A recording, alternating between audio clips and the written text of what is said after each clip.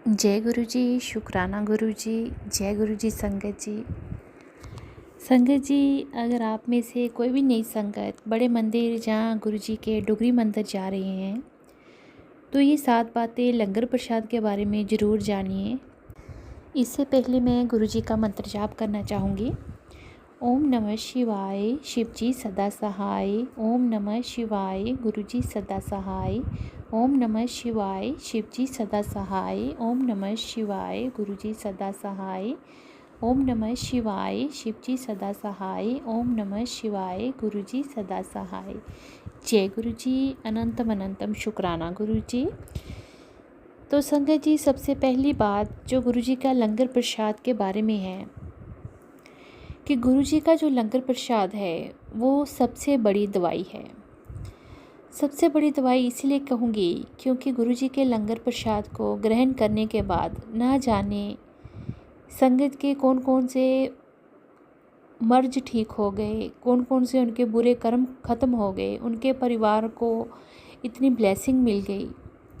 तो गुरु जी का जो डिवाइन लंगर प्रसाद है उसे कभी भी हमें खाने की तरह नहीं खाना चाहिए। लंगर प्रसाद को हमें किसी भी पदार्थ की तरह नहीं समझना चाहिए। लंगर प्रसाद गुरु जी का बड़ा ही डिवाइन प्रसाद होता है और हमें इसे खाने की तरह बिल्कुल नहीं लेना चाहिए।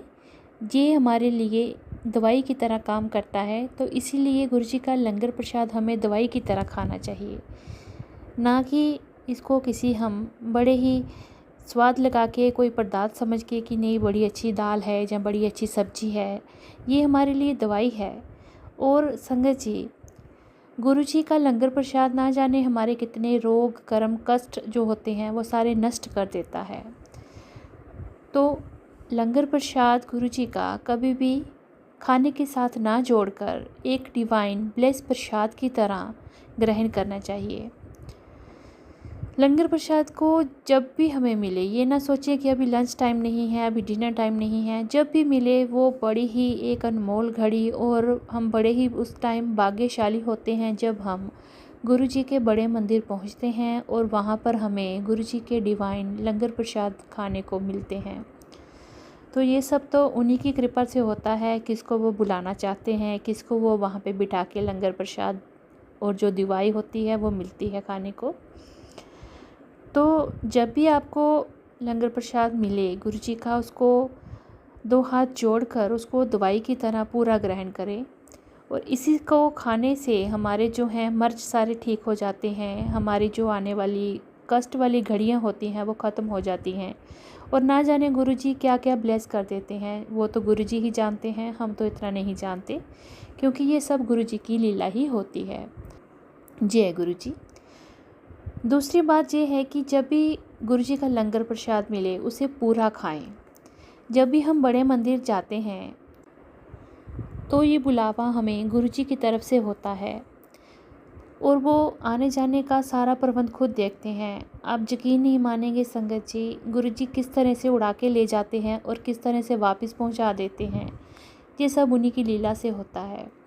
तो बड़े मंदिर जाकर गुरु जी से तो मिलना ही है, साथ में जो गुरु जी का प्रसाद मिलता है वहाँ पे उसको पूरा खाएं। मेरे कहने का मतलब है कि मैंने कई संगत को देखा है, शायद वो ना जाने किस वजह से छोड़ देते हैं। कई बार हलवा नीचे खाते खाते गिर जाता है तो उसको साइड पे ही कर देते हैं, उसे खाते नहीं हैं उठा के। तो मेरा मानना है कि वो हमारी ही ब्लेसिंग है जो हमने नीचे गिरा दी। तो बेशक नीचे गिर गई है, उसको उठा के ज़रूर खा लें, क्योंकि वो मैट के ऊपर ही होती है और उसके ऊपर तो कोई पाँव रखता नहीं है, तो बिल्कुल साफ़ होता है। तो हमें गुरु जी का जो भी प्रसाद मिला वहाँ पे, रोटी सब्जी दाल जो भी मिला, कड़ा प्रसाद, सारा उसको खाना है, उसको छोड़ना नहीं है। क्योंकि पता नहीं कितने जन्मों के बाद हमें वो टाइम मिलता है जब हम गुरु जी दरबार में जाकर गुरु जी के चरणों में माथा टेकने के बाद उस डिवाइन प्रसाद को ग्रहण करते हैं। और अगर फिर भी हम उसको छोड़ दें, पूरा ना खाएं, तो हम अपने ब्लेसिंग जो है वो खुद ही वहाँ पे आदि लेके आएंगे घर पे। तो उसको पूरा खाएं, जो भी प्रसाद आपको मिले उसको पूरा खाना चाहिए, आधा बिल्कुल भी नहीं छोड़ना चाहिए। जय गुरु जी। तीसरी बात कि आप व्रत में भी गुरु जी का डिवाइन लंगर प्रसाद ज़रूर खाइए।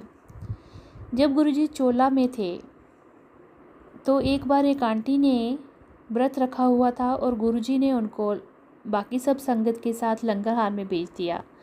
तो गुरुजी ने नोटिस किया कि आंटी प्रसाद नहीं खा रही हैं। गुरुजी ने फिर प्रसाद दिया, उनको बोला खाओ, तो आंटी कहती नहीं गुरुजी आज मेरा व्रत है। नवरात्रे थे उस टाइम पे, तो आंटी ने व्रत रखा होगा तो वो लंगर प्रसाद नहीं खा रही थी क्योंकि उसमें रोटी सब्जी प्याज सब कुछ होता है। तो गुरुजी ने उन आंटी को बोला किचन में जाने के लिए। तो वो किचन में जब गई तो उन्होंने देखा कि वहाँ पे लंगर प्रसाद खुद स्वयं 9 देवियाँ बना रही थीं। तो माता रानी को साक्षात वहाँ देखकर वो दंग रह गईं और उन्होंने वापस आकर गुरुजी का दिया हुआ लंगर प्रसाद ग्रहण किया। तो संगत जी कभी भी वहम मत करो। वैसे भी गुरुजी के साथ जुड़ने के बाद हमें अहम वहम कुछ नहीं करने चाहिए कि प्याज नहीं खाना, लहसुन नहीं खाना। हम भी जब नवरात्रे रखते थे, गुरुजी से जुड़ने के पहले की बात है, तो हम भी प्याज नहीं खाते थे, लहसुन नहीं खाते थे, 9 दिन पूरा परहेज़ होता था। पर जब से गुरुजी से जुड़े हैं तो सत्संग भी जब हमारा नवरात्रों में गुरुजी करवाते हैं तो हमारे यहाँ प्याज लहसुन सब डलता है, हम कोई वहम नहीं करते। तो गुरुजी के साथ जुड़ने के बाद हमें वहम तो कोई नहीं करना। और व्रत रखा है कोई भी नवरात्रों का, किसी भी व्रत को अगर हमने रखा भी है तो हमने प्रसाद को कभी भी ना मत करिए। रोटी सब्जी जो भी गुरुजी का प्रसाद वहाँ पर ब्लेस्ड मिलता है उसको ज़रूर खाइए। व्रत को रखते हुए गुरुजी के डिवाइन प्रसाद को मना मत करिए, उसको ज़रूर खा के आइए। इसी से ही हमारा कल्याण होता है, हमारे परिवार का कल्याण होता है, क्योंकि हमारे लिए वो सिर्फ़ एक लंगर प्रसाद नहीं है, वो एक सचखंड का प्रसाद समझिए कि जो गुरुजी हमें वहाँ पे बड़ी किस्मत से वो उस टाइम पे वो हमें देते हैं खाने को। और पता नहीं कितने जन्म लग जाते हैं उस जगह पहुँचने में और उस प्रसाद को ग्रहण करने में। तो हम बड़े भाग्यशाली हैं कि वहाँ पहुँच के हम गुरुजी का प्रसाद वहाँ पे चखते हैं, खाते हैं और अपने आने वाले बुरे कर्मों को, बुरे टाइम को हम वहाँ पे ख़त्म करके आते हैं। तो अनंतम अनंतम शुक्राना गुरुजी। चौथी बात, गुरुजी के लंगर प्रसाद को वही पूरा खाना चाहिए। संगत जी जब भी बड़े मंदिर जाएं तो गुरुजी का डिवाइन प्रसाद जो हमें वहाँ मिलता है उसको वहीं पे पूरा खाना चाहिए।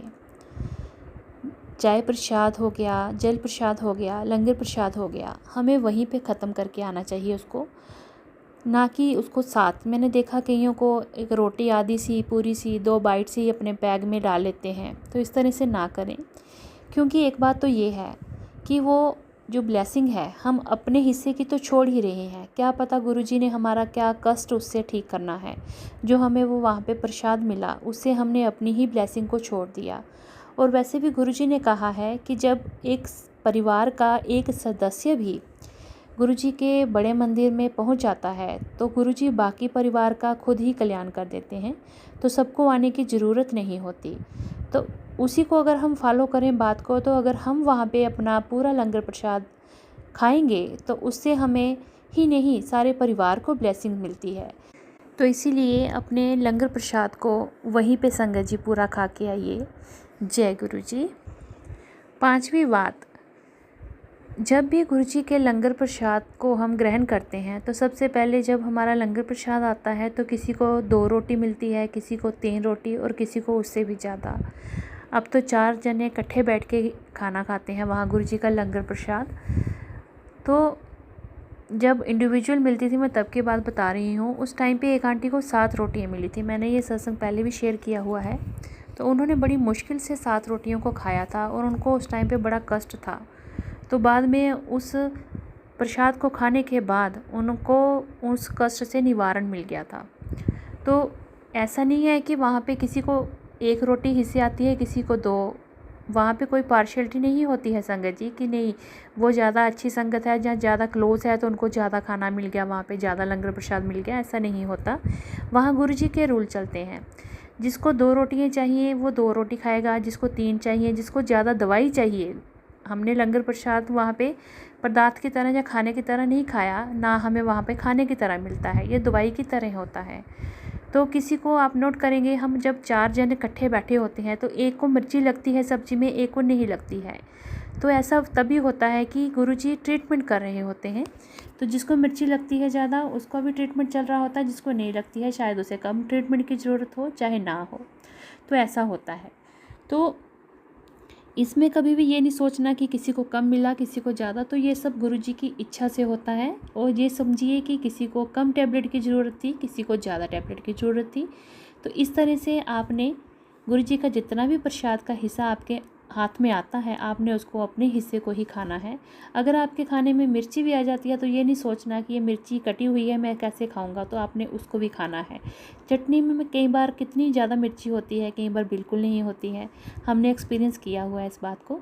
तो जो चटनी है गुरुजी की उसको भी आपने ज़रूर खाना है। कभी भी अपने लंगर प्रसाद में से किसी भी प्रसाद को छोड़ना नहीं है, जितना हिस्सा आया ज़रूर खाइए। जय गुरु जी।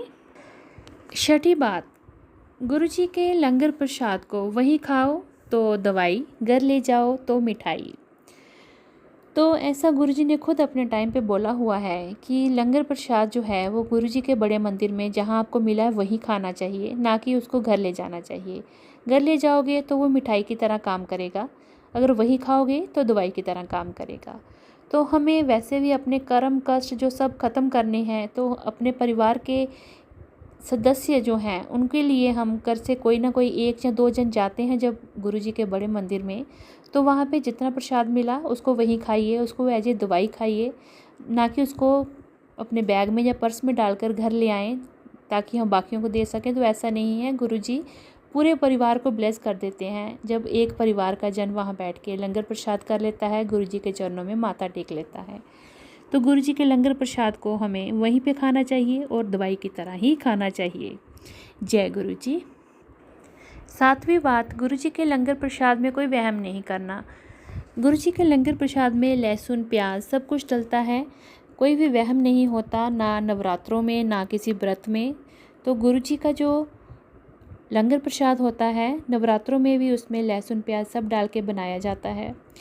और गुरुजी का डिवाइन लंगर प्रसाद जब भी आप बड़े मंदिर जाएं ज़रूर उसको खाएं और गुरुजी के श्री चरणों में नमन करते हुए घर को वापस आएं।